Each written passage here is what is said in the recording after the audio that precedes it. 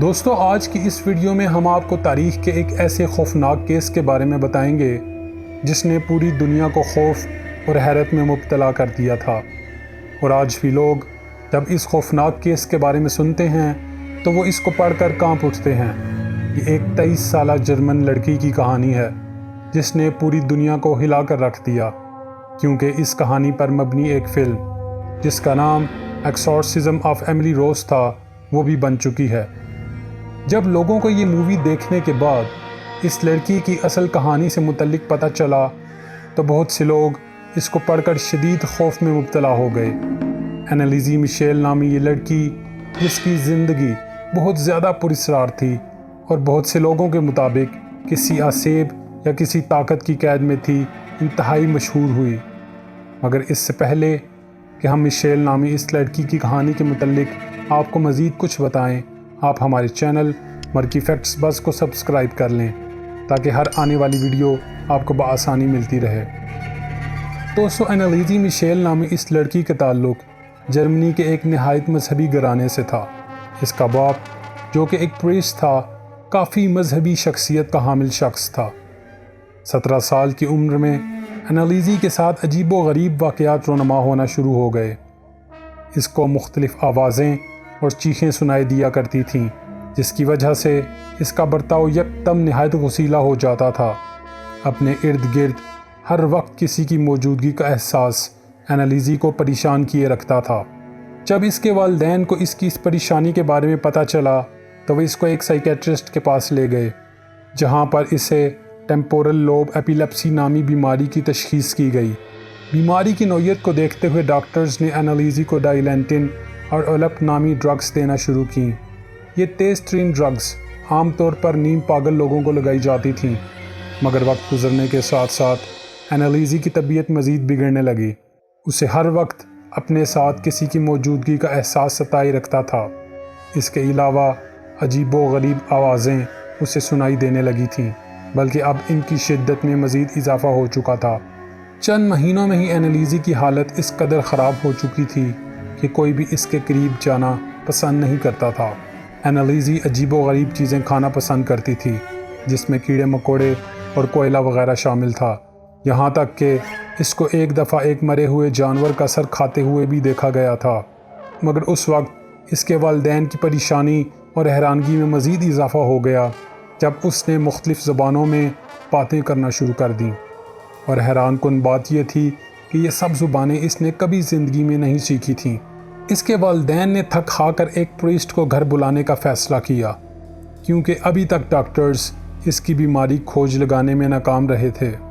اینالیزی کا باپ، جو کہ خود بھی ایک پریسٹ تھا، کافی کوششوں کے باوجود جب وہ کچھ نہ کر سکا تو اس نے ارنسٹ آلٹ نامی ایک پریسٹ کو ایملی کی اس پراسرار حالت سے متعلق آگاہ کیا۔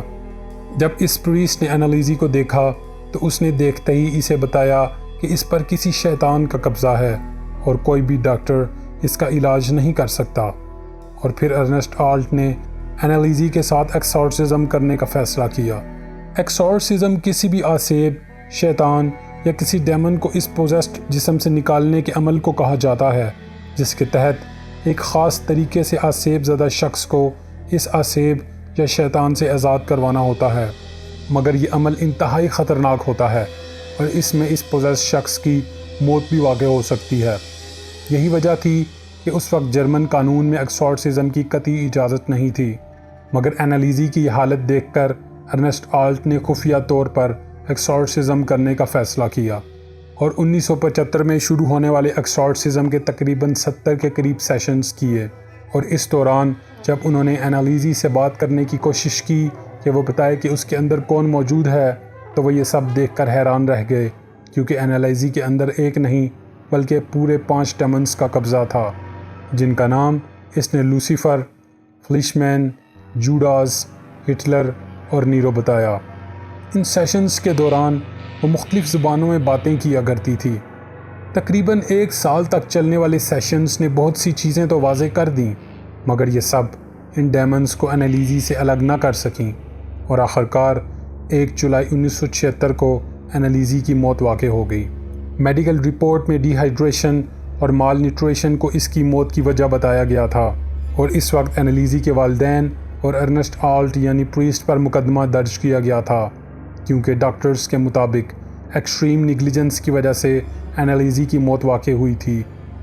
1978 میں انیلیزی کی موت سے متعلق چلنے والے مقدمے نے بہت زیادہ شہرت حاصل کی، کیونکہ ایک طرف ڈاکٹرز کے مطابق انیلیزی کو بچایا جا سکتا تھا، جبکہ دوسری طرف پریسٹ اور اس کے والدین کے مطابق انیلیزی کو ایکسٹورسزم کے ذریعے ہی ٹھیک کیا جا سکتا تھا۔ عدالت میں اس وقت کھلبلی مچ گئی جب وہ تمام ریکارڈنگز جو انیلیزی سے متعلق تھیں، جو ایکسٹورسزم کے دوران ریکارڈ کی گئی تھیں، جب وہ سب کو سنوائی گئیں تو سب حیران رہ گئے۔ لمبے عرصے تک چلنے والا یہ ٹرائل کافی مشہور ہوا۔ آخر میں عدالت نے ارنسٹ آلٹ کو 6 ماہ قید کی سزا سنائی، جبکہ اس کے والدین کو بری کر دیا گیا، کیونکہ عدالت کے مطابق انیلیزی کو ڈاکٹرز کے پاس لے جا کر شاید بچایا جا سکتا تھا۔